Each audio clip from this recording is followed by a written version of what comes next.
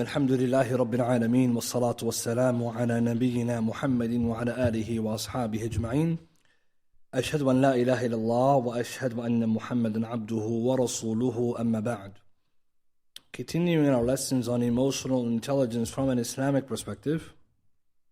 Today, inshallah, I want to focus on some application, some applicable elements of what we're learning. Because truly the most beneficial knowledge is the knowledge which is applicable. And that's one of the criteria for ilmun nafi', beneficial knowledge, one you can apply it in your life.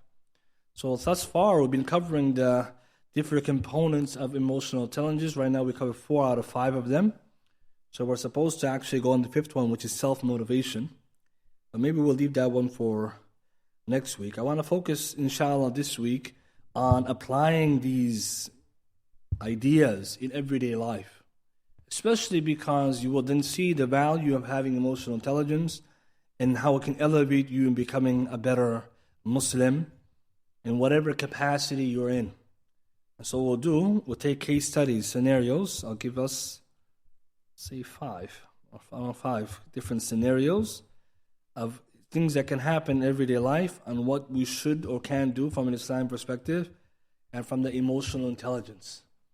And this is because often when you learn things like this, mu'amalat, mutual dealings and ta'amul and dealing with people, it's not just theory, it's application and theory. So because most of us, we know the theory, but then the idea is you live by it. And that part where you can see the difference between someone who knows and someone who does, and the one who doesn't know and doesn't do, right? Which is probably worse. Or maybe actually worse, the one who knows but doesn't do. But the one who doesn't know and doesn't apply, this is also a problem. Because we may look at the things in our life as un-Islamic. And we have to remember emotional intelligence then is the basis of it is to be aware of your own emotions, the emotions of others. The basis of it we're studying. And also having that empathy. So when you do things, you think about what will happen to me and to others if I do whatever I want to do. Let's do the first scenario in marriage. We'll take it to the marital life. So let's imagine a scenario. All right, so it's hypothetical, but we're gonna bring some principles and some fa'idah. Imagine the husband and wife were discussing their evening plans. And then suddenly they get into a heated conversation. And then the husband, he gets angry, he feels that he's getting angry. Because obviously disagreeing what to do. So what can he do now in that moment when he's suddenly getting angry in the middle of the conversation? All right, so this happens all the time, right? People at home. Husband and wife talking about something, then they're arguing. Maybe you want to go this place, she wants to go that place. And he gets a little angry because his way is not getting acted on, or his idea is being thrown away, dismissed, and he gets angry. So now when he's angry, what should he do to avoid the outcome, which is right, fighting, arguing, name calling, all the 9 yards. All right, so this is marriage. Why? Because now we can see that emotional intelligence, how it applies in this scenario. So, we're going to look at now some Islamic elements to this. Before getting there, what is the problem? The problem is he's getting angry. So he senses that he's getting angry. So that's the first fa'idah. He's on the argument, you already realize you're getting angry. How do you know you're getting angry? It's simple, right? You feel your heart rate is going up, you're getting hot. Right? That's why they say you get heated, right? You're literally getting hot.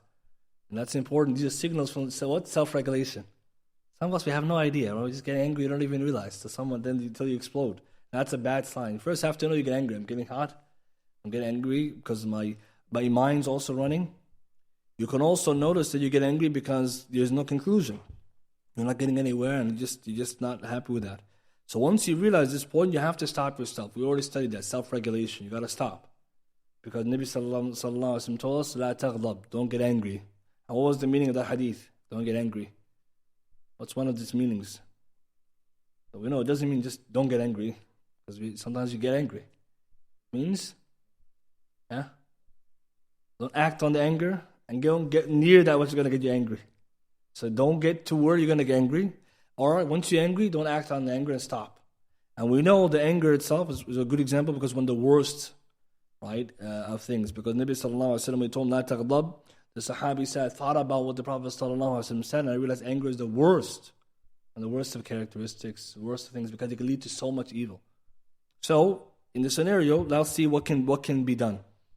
So the first thing we say is the person who's experienced anger, in this case the husband, he's going through what we call emotional flooding.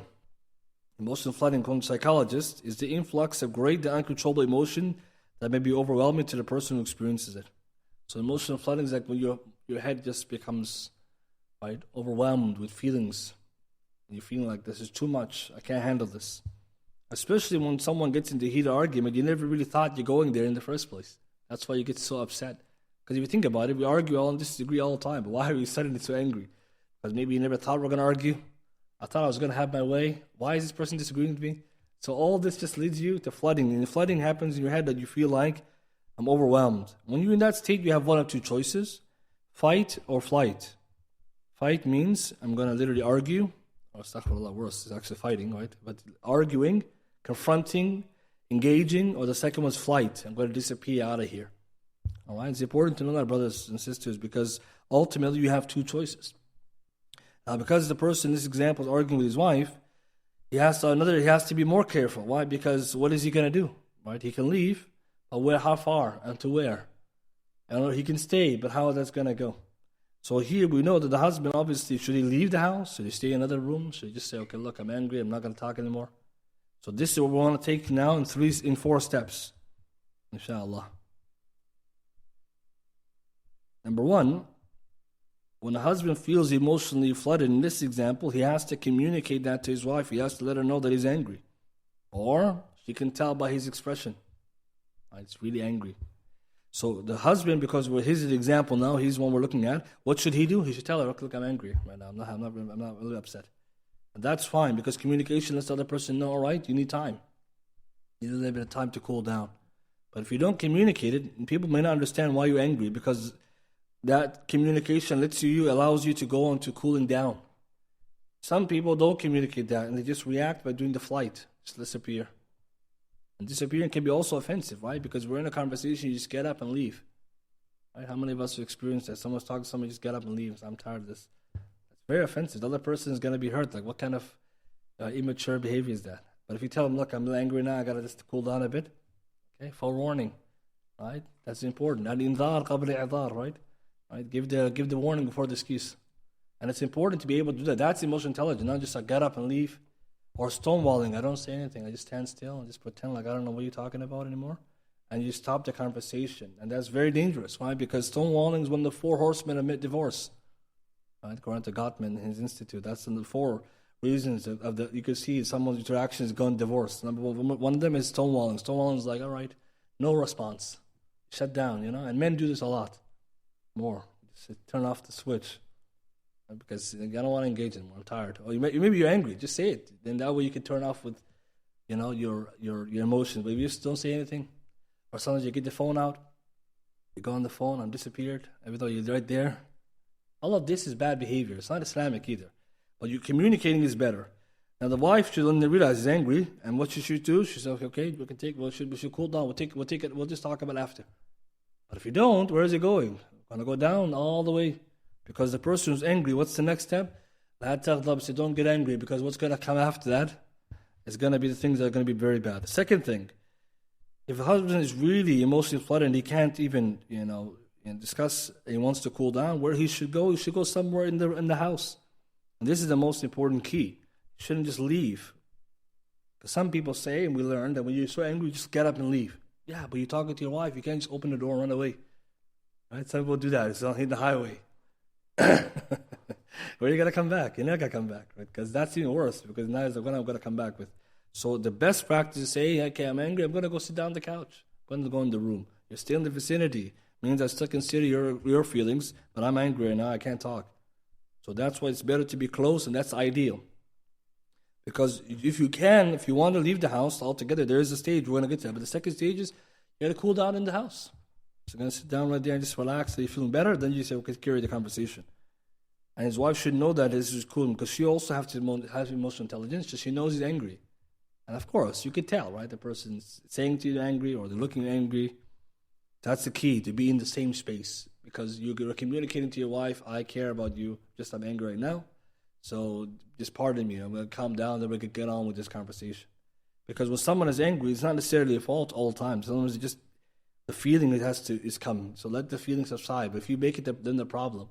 And for men and women, men are different than women. For men, might just disappear when they cool down. But if you don't communicate that, the woman feel also offended that you just ran away and left. Right? That's very offensive because you're neglecting her, giving her no attention, especially in the middle of a conversation. So that's not good. Step number 3 now. If the husband's so angry, I can't even cool down in the same room because that might be, he's afraid he might say some things he shouldn't be saying. Or worse, Wallahu musta'an, do some kind of physical violence or something crazy like this. And brothers and sisters, we live in an era this happens more than you imagine. Wallahu musta'an. Good people, they look like good people, but people, when they get angry, they do things. So in that case, when he's that angry, he might even stay in the same room, might be dangerous. Right? Because he just looks at it, he gets even more angry. So what does he need to do? That guy's at that stage, he's in danger zone. He needs to open the door and get out of here. He needs to go on the highway, he needs to get out of here, go somewhere.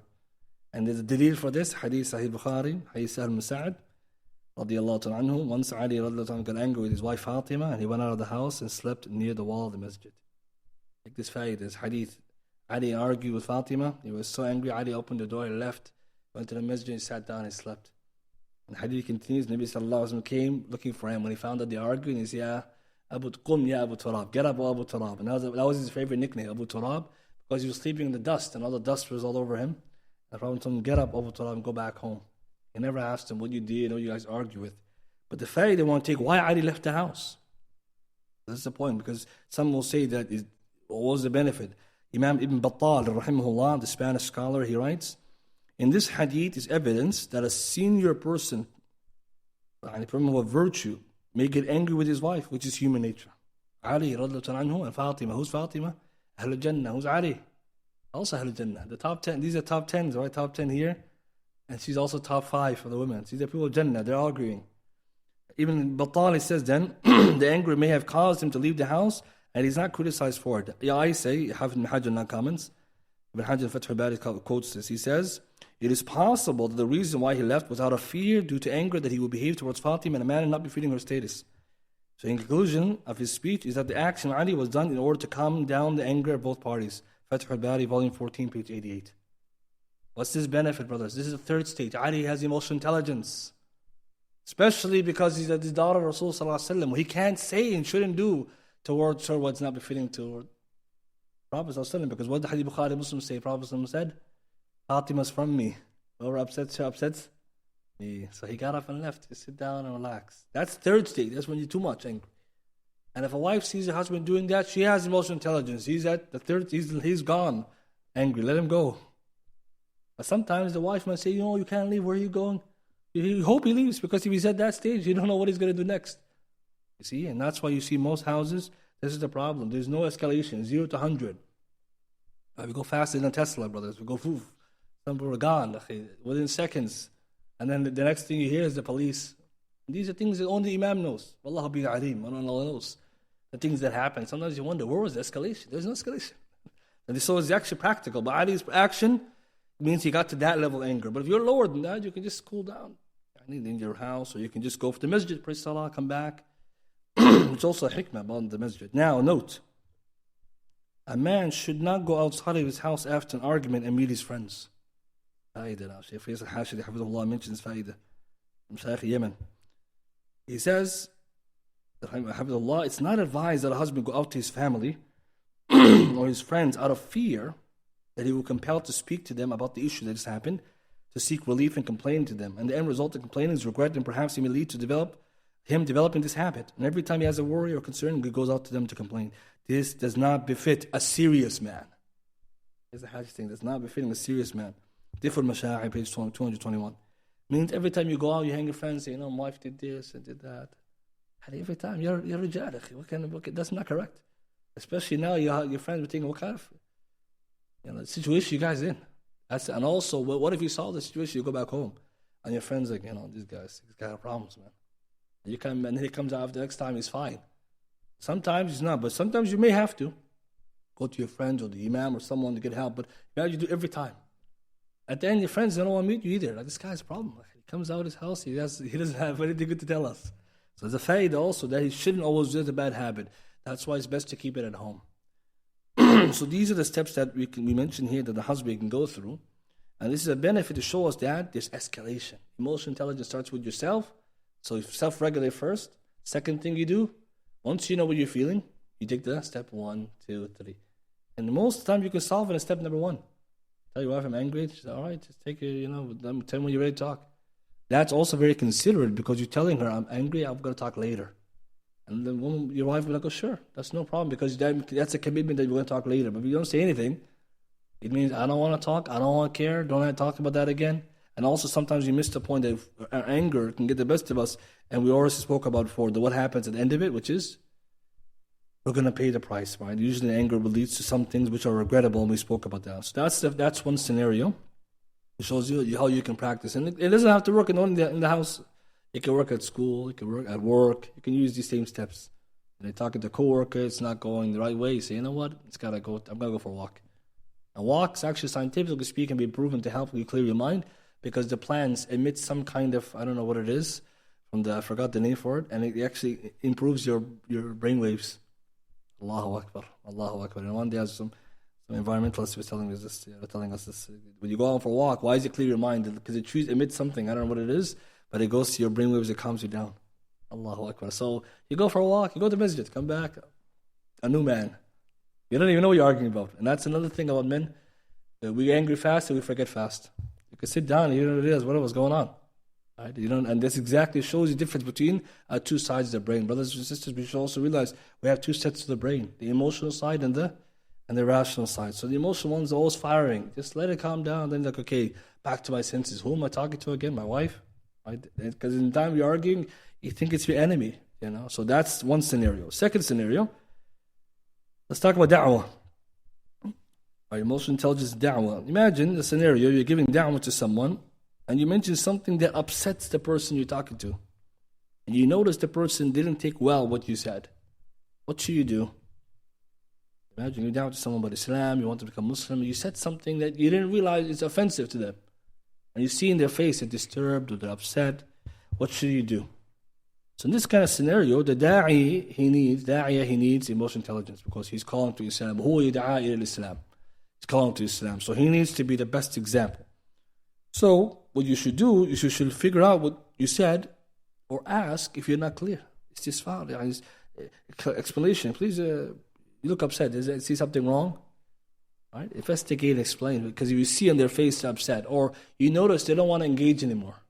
So what are you going to say? Okay, maybe what I just said was too much. You can ask them, is anything I said offensive or bothered you or you didn't understand? And the person might say, yeah, you said something about this, I didn't get it.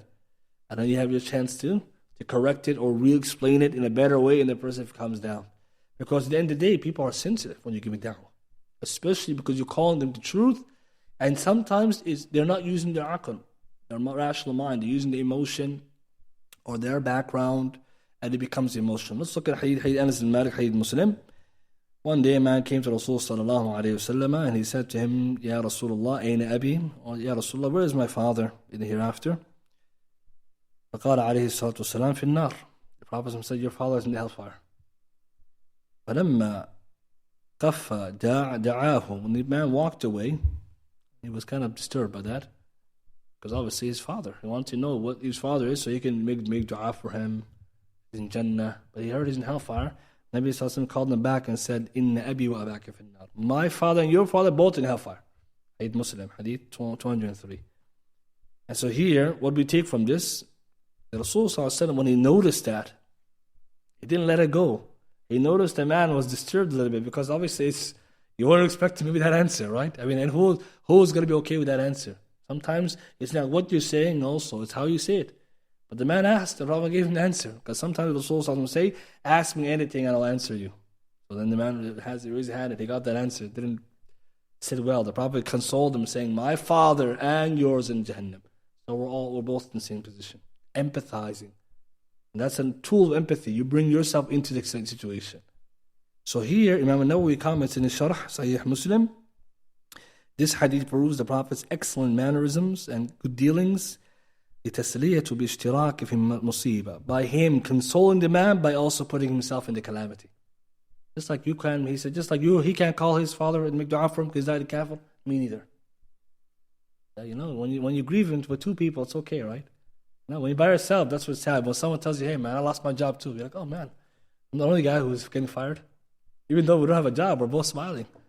And this is true. In company, we feel better. So when you see someone tells you that, you have to go into your background and bring one of those stories, especially when you're talking to new Muslims, non-Muslims. You can bring those examples to them. Say, look, that bothered you? Let me give you an example of something happened to a great prophet. Or this and this. Sometimes these are things that you use because you're emotionally intelligent. But if you're just starting to say, I'm guiding the person in straight facts, people don't use their facts. People use their mind and their heart, both. And I give you another example. Nabi sallallahu alaihi wasallam, he knew some people, when they're giving da'wah to them, that they're very sensitive. And their nafs might guide them. Their soul might guide them to right or wrong, if Islam is right or wrong. But your nafs, your own self, your desires, don't have any position to judge Islam is right or wrong. You have to use your aql and your rational mind and the text. So a person might know Islam is right, but then some people say, I don't know. What are they saying there? I'm not 100% certain there because you didn't accept Islam yet. Islam is submission, and with submission comes peace and tranquility. And istislam leads to salah. But you can't just expect the person at the beginning is weak. So one hadith Muslim, Imam Ahmad, Imam Hafid ibn Kathir says the hadith sahih in his tafsir ibn Kathir. Nabi sallallahu alaihi wasallam gave da'wah to one man. And the man said, إِنِّي وَجَدْتُ فِي نَفْسِي كَارِهًا. I find myself not liking it. Nabi sallallahu alaihi wasallam said, أَسْلِمْ وَيْقُولُ لَوْ كُنْتَ كَارِهًا. He said, come to Islam even if you don't like it. Now this hadith is very interesting because what were the Prophet telling him there? He said, وَجَدْتُ فِي نَفْسِي. I find myself some kind of dislike. So what is he doing? He's using his nafs to determine if it's right or wrong, which we know. That's not going to work, right? Because your hawa is going to misguide you. وَلَا تَتَّبِعُ الْهَوَى فَيُدِلُّكَ عَنْ سَبِيلِ اللَّهِ. Don't follow your desires to misguide you. So Nabi knew this. So he said to him, come to Islam even if you dislike it. Ibn Kathir said what it means is come to Islam, and if you become a Muslim practice, that will go away. Because when you accept Islam, the sakeen of Islam and the knowledge will increase, and that will go away.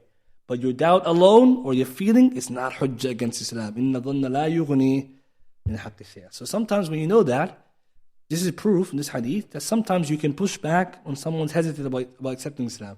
Sometimes. But not all the time, right? Someone may come to you and say, I don't know about Islam. So, become Muslim, just become it.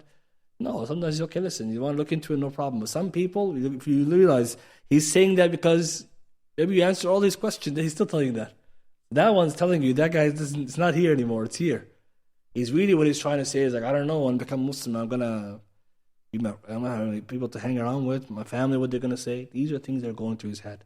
Because you asked him any questions, he has no questions. Okay, come to Islam, I don't know. So you have to read between the lines. You have to be also emotionally intelligent and be fair-minded. Sometimes give them the time, and sometimes give them the kind of, something works. You give them the kind of deadline. Come on, this is the truth. What's the difficulty?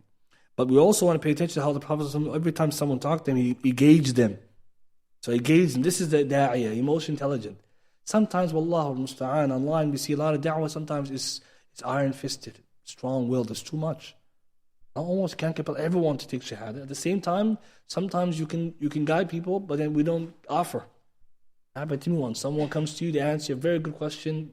You answer the question and you think, oh, I forgot to ask him, you want to become Muslim?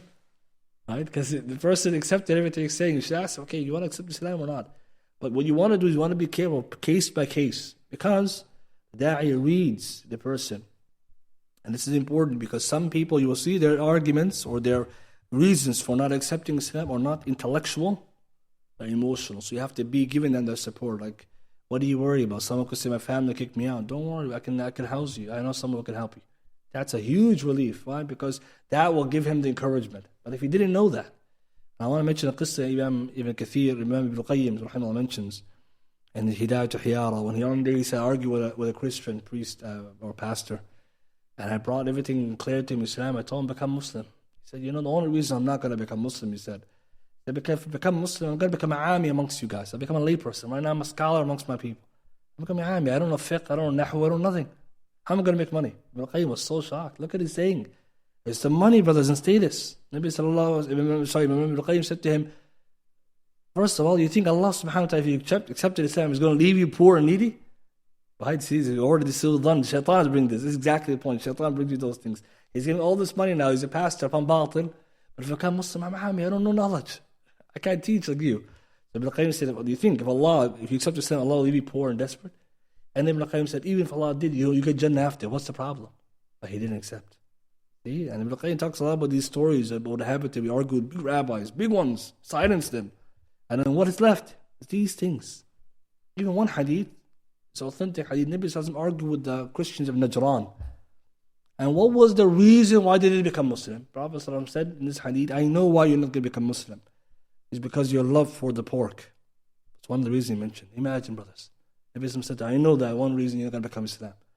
And he mentioned a few other things. Love for pork? Yes. For some people, it's like that. And after that, they argued. They were so arrogant, they said, we're already Muslim. The Prophet said, okay, let's do mubahara. They ran for their life.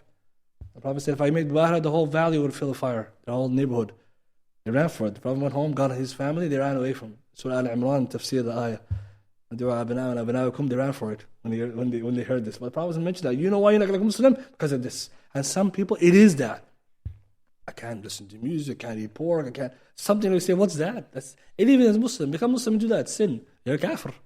But see, sometimes you have to be honest. You have to kind of probe and see, what's the person really telling me?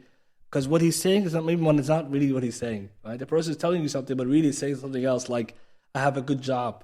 It's going to be hard for me to Muslim day. They don't accept that.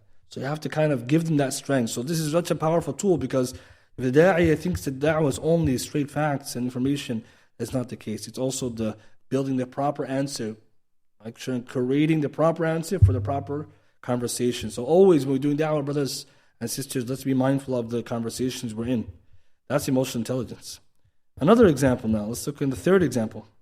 A scenario where, let's see, someone who's a teacher, teaches kids and young people. Imagine you see two children fighting in the yard or in the outdoors. And when you see them, you suspect one of them is the aggressor and the other one is the victim, but you're not sure. As adults, we see people fighting, especially the kids. You could just by maybe their size or their look, you said, this guy probably started it. That guy is probably the victim. Something you don't know. So you're not sure, but you suspect. What should you do? This goes back to now, because now if you're a teacher, the teacher also needs emotional intelligence. He needs to know how to do each case properly. See, brothers, it's very important, sisters. Sometimes when we're a teacher, then we know a lot of things, especially compared to kids. But we also know we don't know a lot of things. And even though we know a lot more than the kids that we're supposed to guide them, sometimes we may do miscarriages of justice. So what happens is you catch them fighting, say, all right, it was this guy. Because maybe that guy has the thing they're fighting over. Or when you came to the scene, the last guy standing. Oh, it was you. Look at it. You're the one who here. Okay, you go over there. Go to the office, or I'm going to put you in trouble. Call your parents.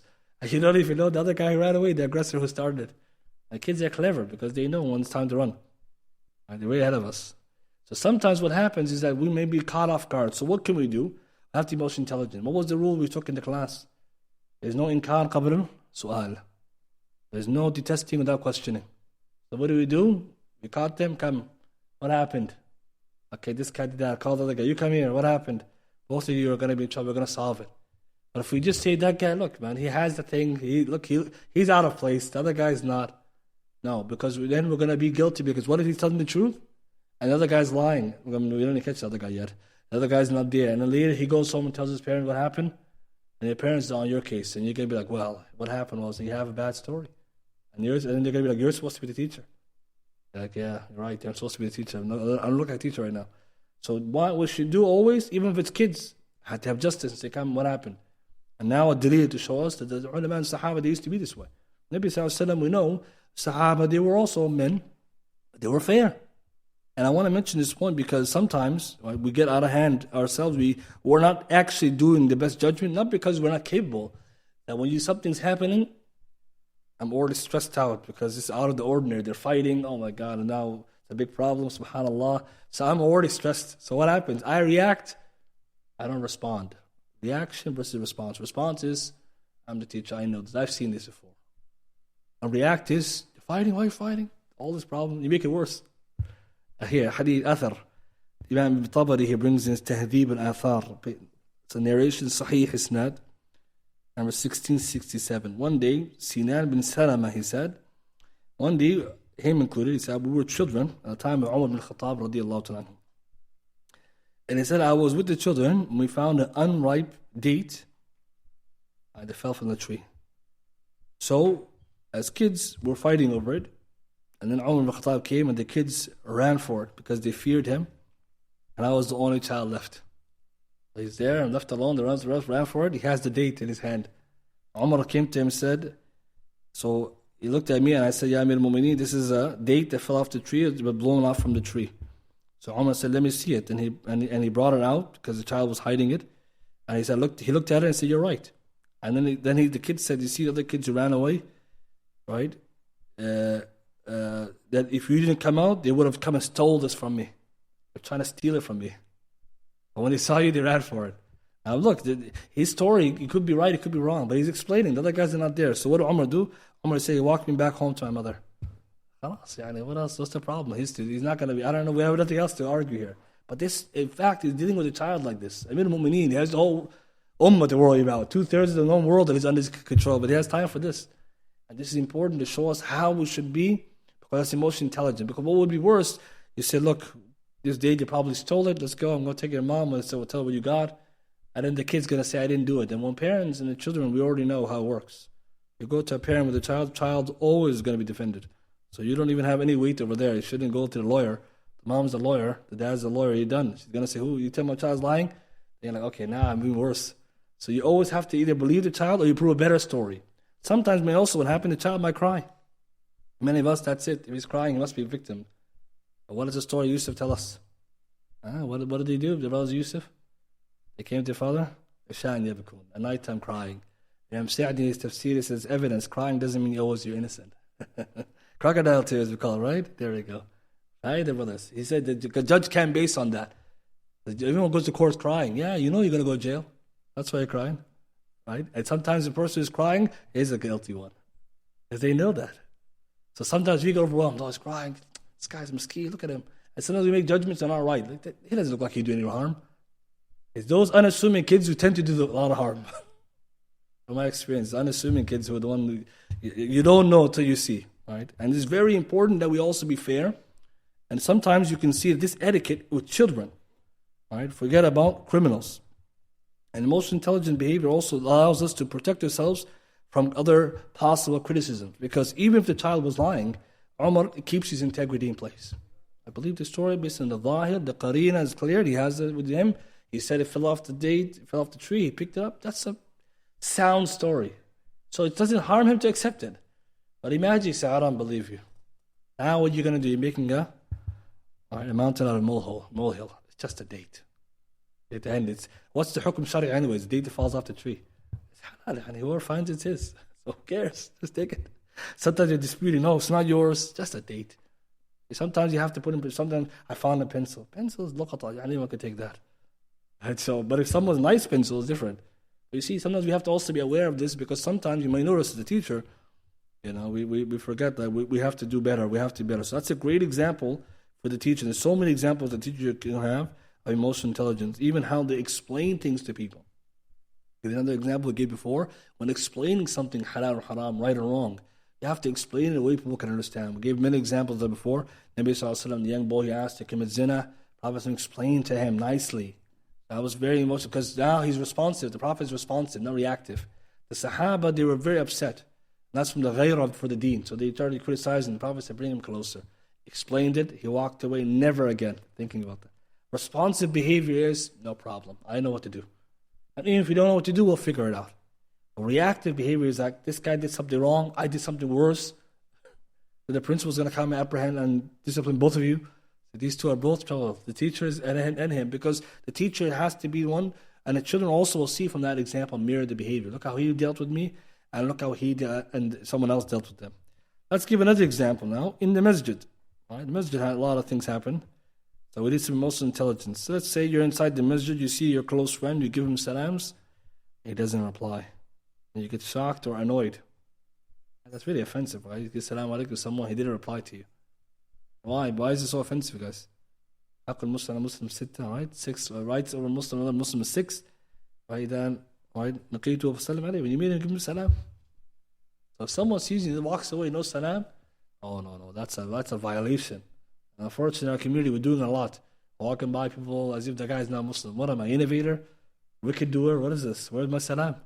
And sometimes you see, this is alamat as-sa'at as-sughra, minor signs of their judgment, where people give salam only to people who they know. That's a sign of their judgment. So we see it today. Someone comes to the crowd, Assalamu alaikum, one guy, everyone else is just sitting there like, what about us? That's a bakhil too. You give salam to everybody, you get hasanat. But imagine your close friend. You didn't expect that. So what can we do in this situation? So obviously the first step is like, you feel offended. Why are you feeling offended? Because my right has been suspended. I have a right for salam. He didn't give it to me. Or I gave it to him, he didn't reply to me. So I feel upset. So this feeling now, and annoyance and upset is justified. So I have a choice now. What can I do? I can tell him, hey, what happened? Why you didn't reply to me? Or I can get angry and get in his face and say, what? Why you not giving salam? Or I can go to somebody else and say, this guy's a bad guy, man. He's not giving my salam. I don't like this guy. Or I can go to someone else and say, can you ask him why he didn't do it or something? You seek explanation. The best thing to do is seek excuse. Why? Because what if he didn't hear you?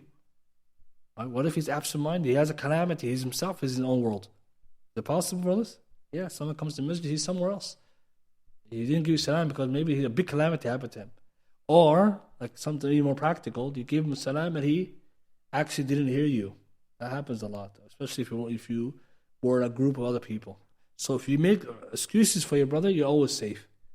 But there's no excuse, then you can say, okay, I have to investigate. But when you don't make an excuse, jump the gun. Right? It's dangerous. It's very common now. Most people make assumptions. This guy doesn't even reply to my salams. He's not a good brother. This is dhann, su'ul dhann bin nas. And this happens a lot. Now let's look at an example. It happened to the Sahaba. And how did they react? Right? Because in our times, it happens a lot. So let's look at an example. Musnad Imam Ahmed is a hadith, Sheikh Imam al-Wadi'i, Muqbil bin Hadi al-Wadi'i, authenticated in Sahih al-Musnad. It said hadith Hassan. It says one day, Sa'ad bin Ubadah, I think it is. I think it's Sa'ad bin Ubadah or Sa'ad bin Ubadah, I think it is.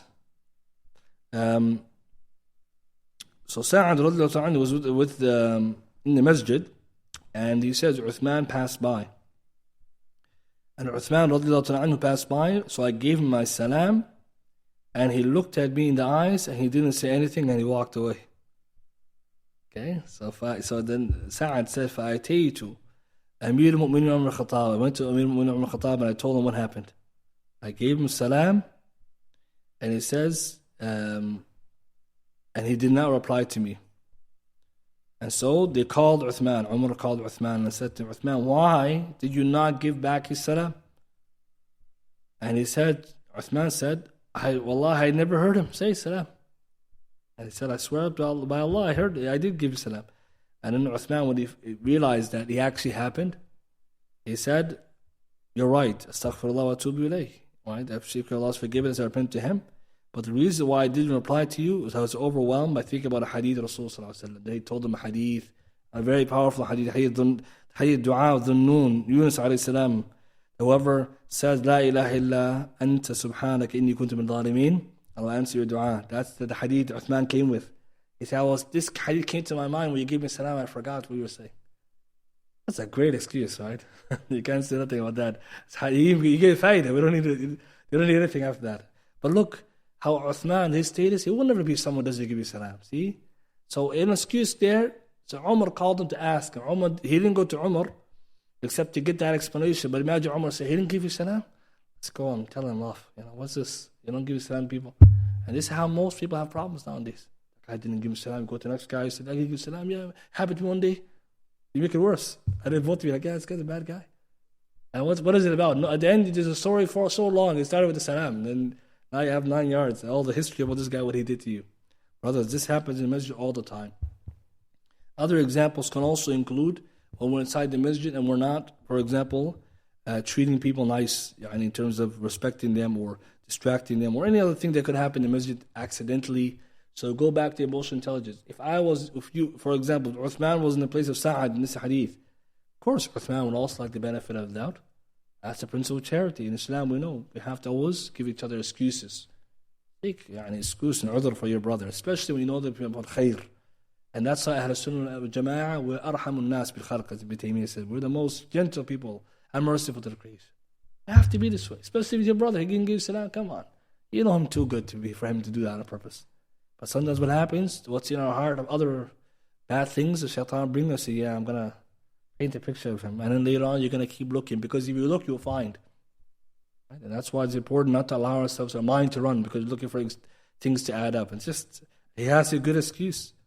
And this is why it's a beautiful hadith to remind us of having those good thoughts of our brothers and to take things as they are, not what we imagine.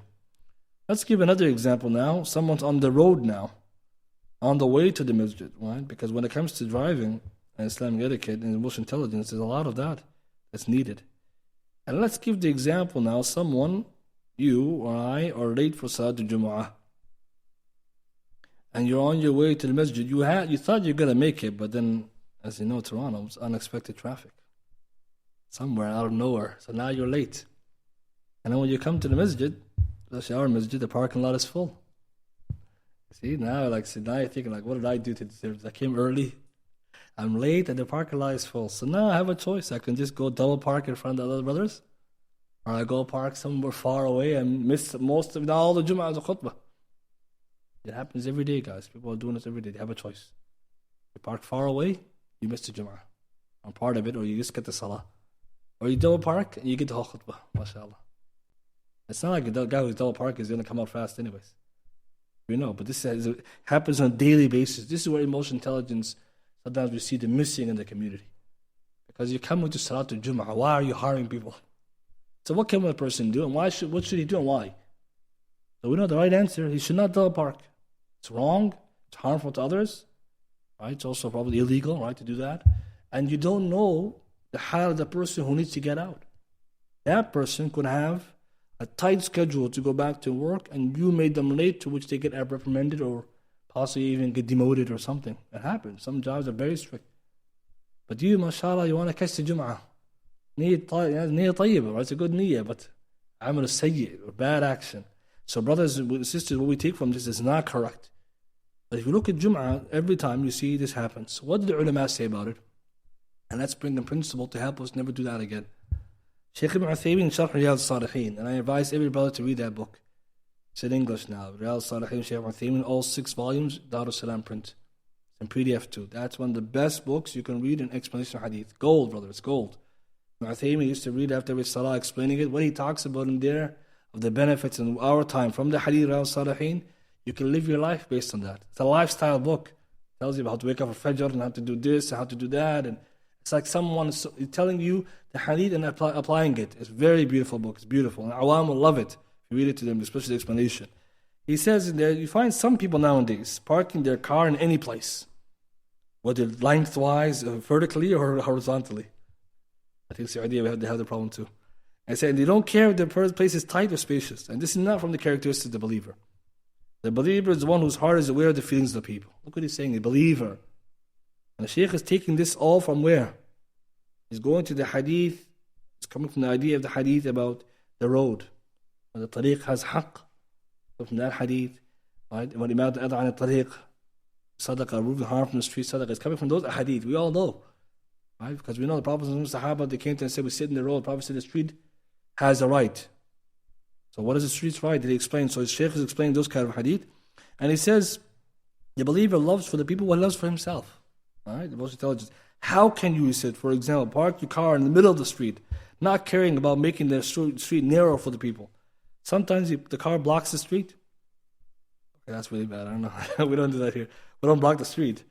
And he said they park in front of the door, the Jami' Masjid. And the path becomes narrow, so when the people come out for Jum'ah, they make the street narrow for them. This is wrong. Ibn Uthaymeen is saying this, brothers. It's very important. The permanent committee now, Lajnat Da'ima, they also passed a fatwa about this, but they asked them, what's the hukm on running traffic lights? And similar traffic offenses, speeding, hazardous parking, etc., etc. Imagine, the permanent committee is getting fatwas like this. So they say, traffic systems are designed and implemented for the common benefit of the Muslims. It's thus incumbent upon all drivers to act in accordance with them. Some Muslims think traffic laws are not the ahkam al-shar'iyya, hukm Allah. And I don't know, but we're Sunnah Jama'ah, brothers, right? We're not Khawarij. We believe there's hukm Allah, and hukm Allah is what types? Not everything, only Quran, Sunnah, hukm Allah, masalih, mursala. We believe there's some ahkam, the Quran and Sunnah are quiet about, but they're generally benefits. Those fall under hukm Allah. You get it, right? The Khawarij, they don't believe. They say hukm Allah is everything on the Kitab Sunnah. They don't have any fahm. Because they had a deen, they had ilm. So they're going to think traffic laws, this is qawaneen wad'iyya. This is a tawaghit laws. MashaAllah, run the red light. Allah, guys, the people out there like this, they say, this is kufar Allah. What is this? A'udhu billah. That's why ulama have explained the ahkam shari'iyya, or the laws. There's qawaneen which are shari'iyya, the Quran Sunnah have, and qawaneen idariyya. Imam Shinqiti talks about administrative laws. Stand straight in the line. What does Sharia say about that? This is khair. What's wrong with that? Right? This is salih or not? Sharia has something to silent about. So it falls in the category called masalih al-mursala, suspended benefits. And usul fiqh study is very important. So the ulama believe traffic laws are from the masalih of the deen. What does the Quran Sunnah say about it? It doesn't say that. Inna Allah ya'murukum bil ihsani. Allah command ihsan. This is ihsan. So the Sharia doesn't say, no, there's no such thing as lying, just fawda. So why I'm saying this, because some people break the laws and say, who cares, it's not Muslim laws. No, why Muslim country have it? Because the Sharia allows it. So here the Shaykh did say, the permit committee answers, the last part, after parking nearby the masjid for a short time, whether to perform salah or other reasons without causing anyone annoyance, there's no problem. So they add a nice benefit. If it's just a short, you park in front of the masjid real quick to get something, get back out and run, that's okay. You didn't harm anybody. Like sometimes you forgot something, you park your car right beside the door, you get something, get the masjid, leave. It's okay. No one was harmed. Jum'ah. You can't just say, I want to park right there. Some masajid, the guy parks at the door. He's not even the imam. What are you doing? Like, why? What's so special about you? And the imam is already there, everyone's there. This is kind of behavior comes outside the Sharia's aspect of good manners. What's the fa'idah we take from this? We need to now take a qa'idah, a principle in fiqh, which is darar, harm. The Sharia categorizes harm into categories. And we know the hadith is the qa'idah we all studied, hadith Nawawi, Arba'in Nawawiyya, la darar wa la dirar. There's no harm, no reciprocating harm. That's a qa'idah, huge. Darar yuzal is a qa'idah, we can say kubra. It's a huge, wide maxim. One of the 5 overall maxims. Darar, harm, yuzal, should be removed. Harm should be removed. So they take it from the hadith, la darar wa la dirar. There's no harm, no reciprocating others' harm. And it's caused different, the word darar but dirar. What is the difference between these two? One of the things that scholars mentioned that there's something called darar al-qasir or darar al-muta'addi. Well, that's very important. Harm which is harm which is intransitive, and harm which is transitive. Qasir is restricted to you. Harm that restricts only to you. You harm yourself. That's darar qasir. What darar muta'addi is transitive harm. You harm others. Me coming late to Jum'ah, darar al-qasir. Me blocking the whole ummah, darar muta'addi. It's worse. But we don't have fiqh, that's the problem. We say, brother, I back to Jum'ah, and everyone else can't leave. What kind of reward are you going to get? You see, I heard we're taking mashallah 27 times. And then decrease the rest of the sins you get after. Like subhanAllah, sometimes we don't even get anything, Allah knows. If you harm others, maybe you cancel the khair. That's important. Inna al-hasanat yudhibun as-sayyi'at, and other way around too. Bad deeds erase good deeds. So someone's trying to mashallah praise salah, he's blocking people. You see, unfortunately, our community, it's coming from where? Where is the foundation? Lack of emotional intelligence. You could just think about if I was the guy parked early, if that was me, I would never want someone double parking. So why are you double parking? And especially when the person who did it might not even come out early so that you can catch them. Right? That's even worse. You can't be face to face and you see it's your own uncle, you double parked. Or the imam, which is even worse, look at you like, what are you doing? Right? See, sometimes the imam will come out and say, who did this? It's you? You're not allowed here anymore. And the thing is, like, as Muslims, we have to start also thinking about all of us as one ummah. It doesn't matter whoever is parked there, it's wrong. So this teaches us the problem comes from the fiqh answer. So darar al-qasir, brothers, is wrong. You harm yourself. Someone drinks alcohol, someone smokes, haram, darar al-qasir. But smoking is worse than alcohol drinking in its harm, not in terms of its sin necessarily. Sin is greater than drinking, but the harm is where? Another one, darar muta'addi. When you smoke, you harm everybody, you pollute the air. That's one of the reasons scholars say it's very dangerous. Even though they say it's not as sinful as this, but it has a sin at another angle. So we take a benefit of harm. If you have to choose between harm, you don't do it. But if it's between the two, you take the one which is restricted over the one that is transitive. You're harming others. See, as Muslims, always think about the harming others. The Sharia puts so much emphasis on this. If I spill water on the road and someone falls, they can sue me. Sharia, yes. Who spilled the water? It's me. I'm liable. But if I spill water in my own house and I fall down, that's qasir. And it's your fault. If you broke your leg, nobody cares. You're not going to sue yourself. But today you see people doing all kind of things in public. They don't have awareness that this harming other people. As a Muslim, Even if you miss Salatul Jum'ah, what reward do you get? And we're talking in fiqh class. Let's say I missed the Salatul Jum'ah and the whole thing. Because I was finding a nice parking spot. I parked properly. I missed the Jum'ah. Do I get a reward? Yes. Not the full reward if I prayed it, but I get the thawab al-hukmi. I get the reward for the effort of coming. But not like I prayed Jum'ah, I have to do my dhuhr. I still get a share of the reward. Allahu al-Kareem, brothers. But today some people, they don't even know that. Say, oh, I gotta catch Jum'ah. Why just, mashallah, just park inside the masjid then? Right? See? So if you could, some of us will come inside the masjid. Why not? And that's why sometimes some things that was allowed before, the Sharia doesn't allow anymore. The Sharia, مثلا, like we know now in the Haram Mekki, back in the day, they used to bring the animals there.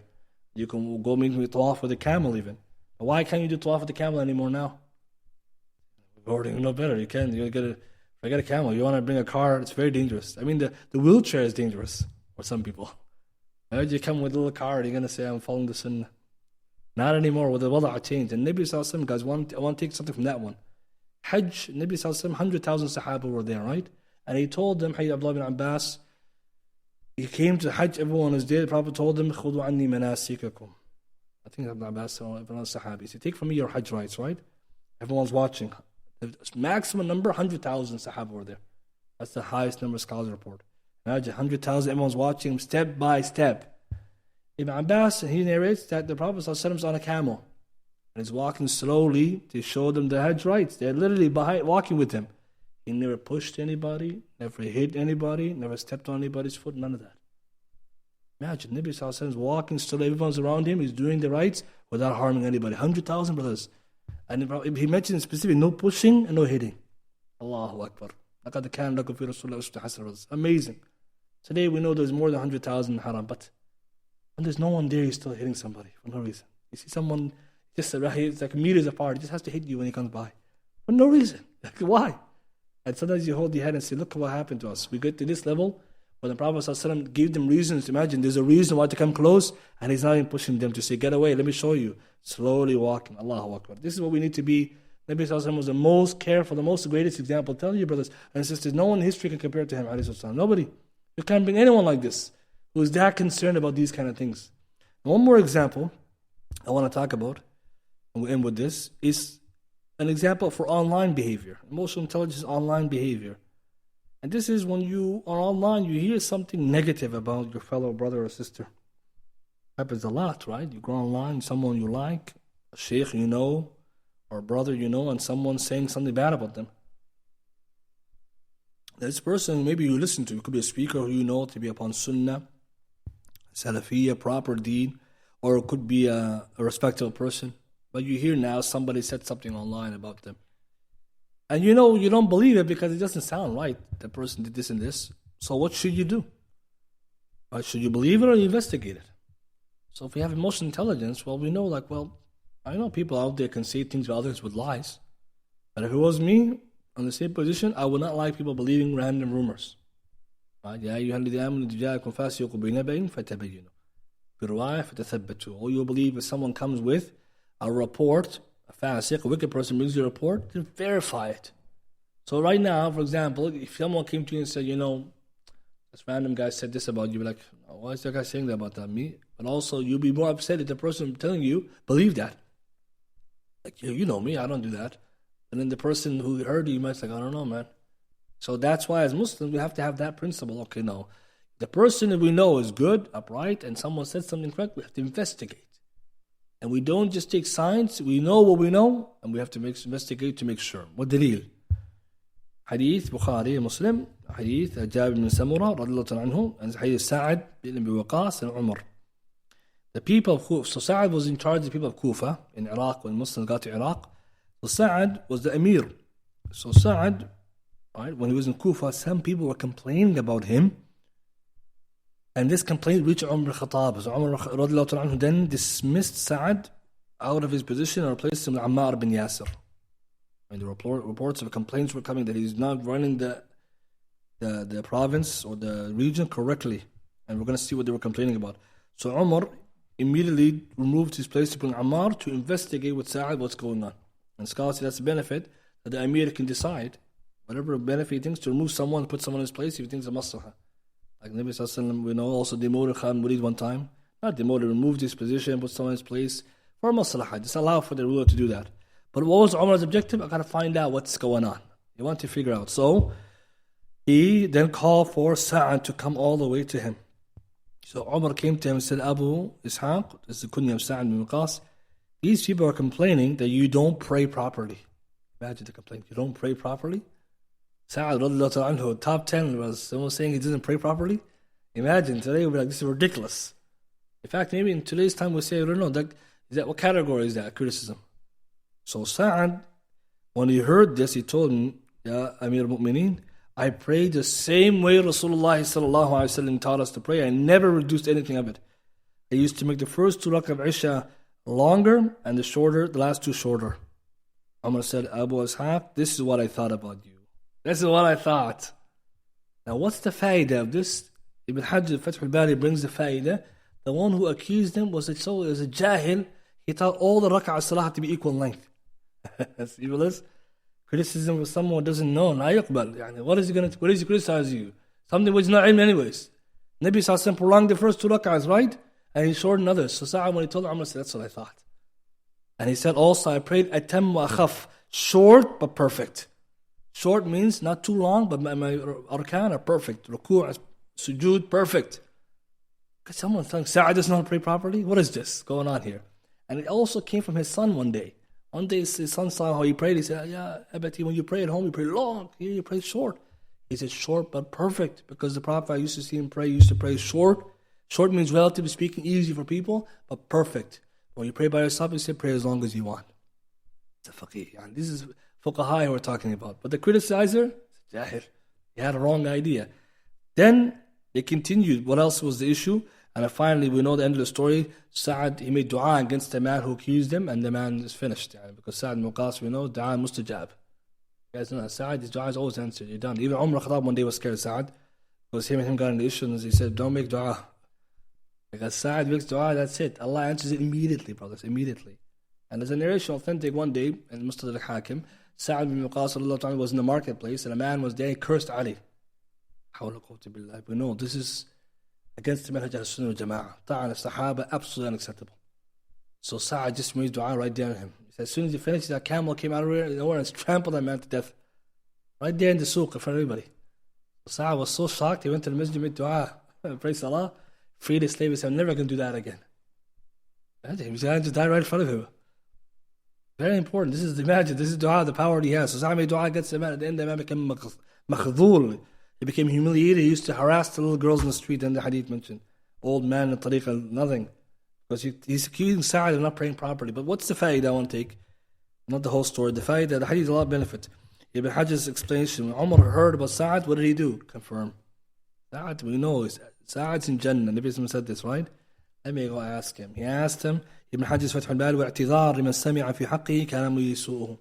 This is the benefit of excusing the one who you hear something wrong from him, or you hear bad speech about him, the one who has a status. See, Umar, he already knows Sa'ad doesn't do that, but just to make sure or not, okay, alhamdulillah. This is delil. If someone criticizes someone else, the other person has the right to defend himself. I just say, look, I'm going to explain my reasons. Here, I don't do that. What's happened today in our media, social media, online, brothers, we've now become, subhanAllah, we make our own courts online, the court of public opinion. Everyone makes hukum and judgments, and people even disputing the hudud now online. Allahu Akbar, for Twitter. Hudud shar'i, this is for the qudat, to ijtihad, brothers. And people are online doing, it's not a fatwa, it's a qadiyya. The qadiyya, you need hukum shar'i, you need witnesses to do, they're arguing, and I don't know, and even as Muslims, we find this is shameful, because if someone is accused online of innovation or wickedness or something, it's just a process, right? We don't even forget that. And so what you can do, if you think it's a lie, investigate. Protect the ird of your brother. It's just with a good brother, let's go check it's false. Or it's true. Okay, then I have to go and ask the brother, or who can actually deal with it. Ilm or quwwa, the sultanat, in a Muslim country, you go to the government. You say, okay, here, there's a case here. But today, what's going on online, we're all commenting and tweeting, you see? And we think Allah is not going to write that down. See, the brothers, was very important. So sometimes what we do, something, hear something, and we have to be also strong-willed. We don't hear something, we get confused. Because today, in Nabi Sallallahu Alaihi Wasallam, what does Allah say in the Quran? Every prophet messenger, we gave them enemies from the shayateen, right? So everyone has a the enemy, and everyone has bad statements said about them. Prophet and messengers were not safe, right? So me and you, sometimes we have to know, like even the best speaker, the most upright person can be accused of some nonsense. I mean, Quraysh said all kinds of things. Rasulullah said it's all lies. So we have to also build also stronger, reception. Like someone says something, it's probably an enemy, or he's against that khair that he's on, or maybe that person misguided. But we have not to be so gullible. Oh, I heard something, and also not too extreme that something is true, we just ignore it and say no, I don't believe it. So we have to be fair. But this is a beautiful hadith that teaches that if you do hear that, do the investigation, ask someone who can help you. And all this, brothers and sisters, it goes back to the emotional intelligence that as believers, when we see something, we have to empathize, we have to rationalize, we have to put ourselves in that position. Because if we know, if it was us, we would never want to know what to do what they do. But when we know when it's against somebody else, subhanAllah, we forget. Other people don't have rights, they have rights. And Yawm al-Qiyamah, these rights will be dealt with. Inshallah, we'll end with this. Anyone have any questions? I don't know if the sisters have any questions on the slide over there. You don't have any questions, brothers? Anybody?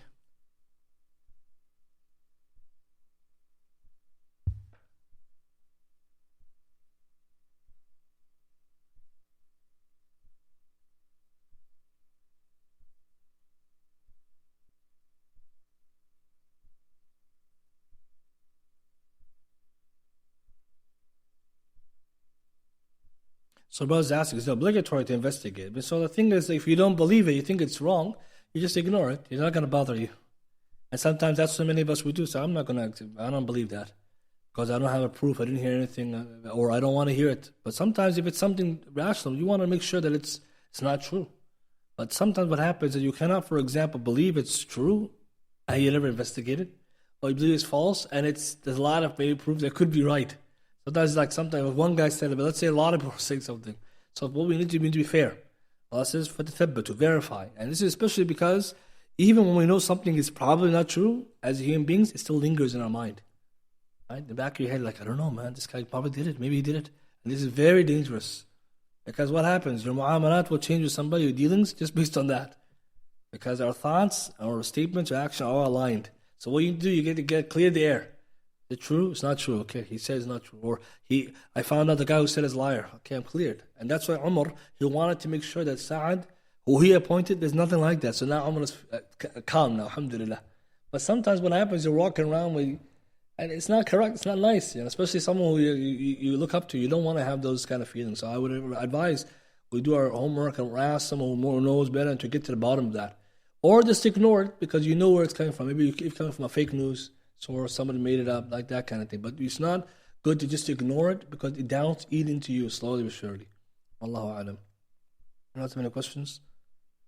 And so this issue, brothers, this mu'amalat, the scholars have written books on it, right? So inshallah, as we look at these things, there are a lot of principles and rules. But I will advise the kitab, like I said, Riyadh Salih ibn Uthaymeen, excellent explanation, very practical, easy to follow. You can read to your family, yourself. It has a lot of benefit. And these kind of things that you can take into your life as principles. Because as Muslims, we need lifestyle also. Guidance, so it's not always so clear. For example, like we do business or how to deal with how you carry yourself. And so scholars give great advice, inshallah. I would recommend that. Inshallah, next week we'll talk about the next and the last category in this, the 5 components, which is self-motivation, inshallah. Subhanakallah bihamdika, ashhadu an la ilaha illa anta, astaghfiruka.